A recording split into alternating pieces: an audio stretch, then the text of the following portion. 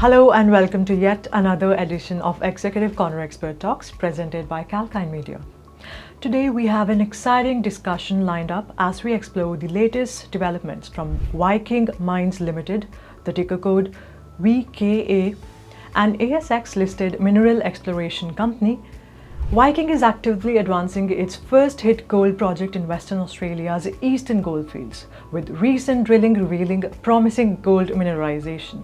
Joining us to share more insights is Mr. Julian Woodcock, the Managing Director of Viking Mines. With over 2 decades of experience in exploration and production across leading mining companies, Julian brings a wealth of knowledge in both open pit and underground geology.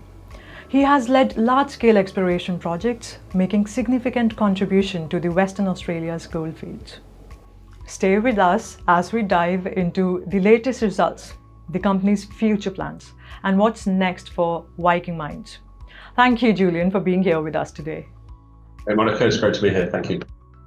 To begin, could you provide an overview of Viking Mines to our viewers and explain why the first hit gold project is the key focus of the company right now? Yeah, so Viking Mines, as you mentioned, ASX listed junior explorer.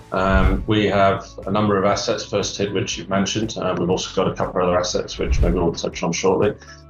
First hit is centres around a historic high-grade gold mine that was operated about 20 years ago, and there was about close to 30,000 ounces mined out of that deposit at a high grade between 7 and 8 grams a tonne. Since we acquired that asset around 2021, we have grown the tenure in that area, and we've now got a substantial land holding in a prolific zone within the eastern goldfields of Western Australia, host to many large gold deposits, and our tenure forms part of that prolific gold area, and we see a huge amount of opportunity with the historic mining on the ground, confirming the presence of gold, a resource which we've defined, as well as the exploration opportunity with the drilling that we're currently undertaking.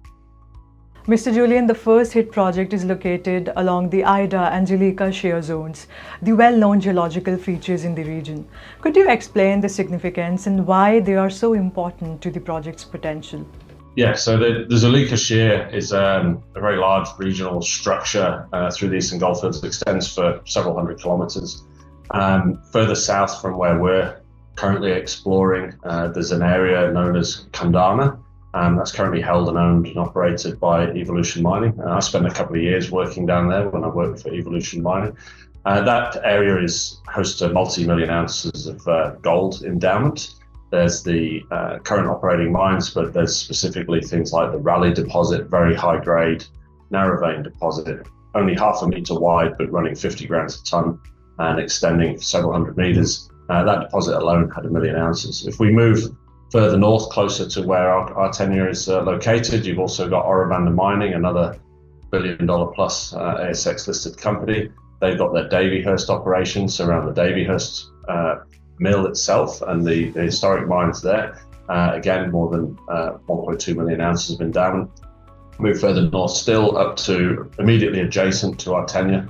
They've got other mines that they're operating called Riverina and Mulline. In that camp, they've more than 1.3 million ounces. So this regional structure is extremely well endowed, and we have a 25-kilometre strike length of it that's actually seen virtually no bedrock exploration. Speaking of potential, you have recently received assay results from Phase 1 drilling at the Northern Duplex Target. Could you walk us through the key findings, and also how do these results shape the future development plans for the project? Yeah, so this is a really exciting project. As I mentioned, we've got 25 kilometres of strike under our control of this Zuleika shear. For over 23 kilometres of that, there's been no bedrock drilling. There's just been soil sampling, a little bit of RAB and air core drilling, but not much at all. And within the soil sampling that we conducted last year, we identified a series of anomalies with some results essentially warranting follow-up. So on the back of that, at the end of 2024, we planned a drill program, and this was a first stage greenfields program, no prior drilling in the area. We drilled between then and now 4 drill traverses over a large area. These drill traverses just go east to west. The drill holes are located what we call heel to toe, which means where one hole ends, the next hole begins at surface, so we get full coverage. And the results we just reported were from the first of those 4 traverses. In that first traverse, we intersected 27 meters at 0.4 grams per ton gold. And we confirmed that essentially that we've got gold pathways.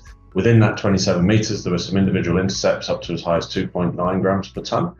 And the significance of this is the next drill line that we've completed that we're waiting on assays for is 800 meters north and 1.6 kilometers south. So this is a huge area. Typically, these deposits only have a few hundred meters of strike length. So for us to get assay results in the first round of drilling in the Greenfields area with arguably significant anomalism upwards to nearly 3 grams a ton is a major achievement. And it's just confirmed for us that there is gold running through this extensive area that has not been drilled before, which gives us opportunity to follow up. Second part of your question, what does it mean for our strategy? Well, our strategy is to identify, discover and define new gold deposits in this area. We know that the region has the potential to host these deposits from all the other deposits that I mentioned previously. And for that reason, we see the opportunity to rapidly identify and discover circa 200,000 ounces or greater. The current record gold price, that is an extremely large inherent value in excess of $1 billion. And we see that as presenting the company with many opportunities, whether it be development, whether it be sale of an asset, toll treatment, lots of different opportunities. So first and foremost, looking at discovering new gold in this underexplored parcel of land that we have. That's quite interesting. Now that phase 1 has provided some insights, what's next? What are the immediate steps in terms of drilling and exploration, and are there any specific targets or areas you plan to focus on in phase 2? Yes, so the target that we've tested so far is one of several along that 25 kilometre strike length that I mentioned. We've tested what we call the Northern Duplex Target. Any of your people looking at this interview go and review our announcements, they'll see the graphics associated with it. But the Northern Duplex Target is just the first of several. So further south, we have what we call the Central Duplex Target. There's a large soil anomaly about 6 kilometres long, greater than 10 ppb.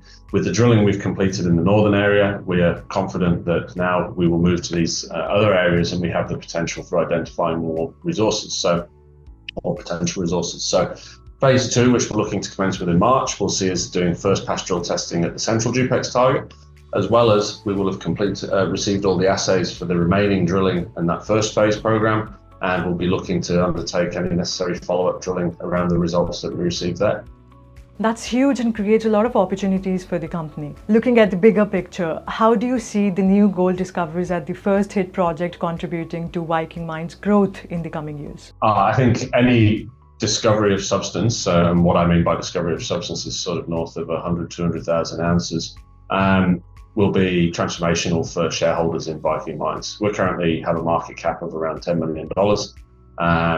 Discovering high-grade gold, which is what we're looking for and we expect to be able to find on our tenure, could see an immediate re-rate. So in terms of value add for investors, value add for our shareholders, it will be very significant.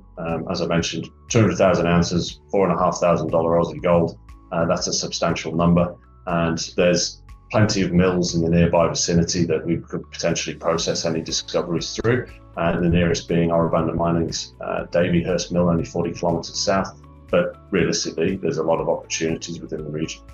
Shifting gears a bit, Viking Mines is also advancing the cane grass battery minerals project. Could you share an update on its progress and why it plays a vital role in the company's broader strategy? Yeah, so the cane grass battery minerals project is a great asset. It's in the commodity vanadium.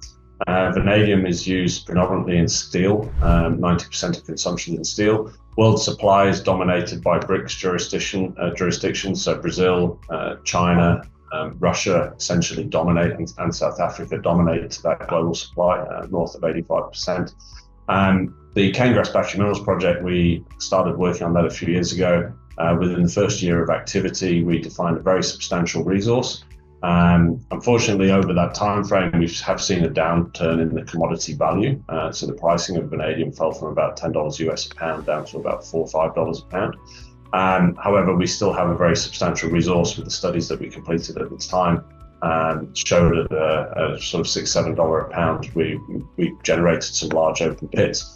This asset gives us some strategic diversification across commodities. So we've got gold, which is going very well, but we also have diversification across the vanadium.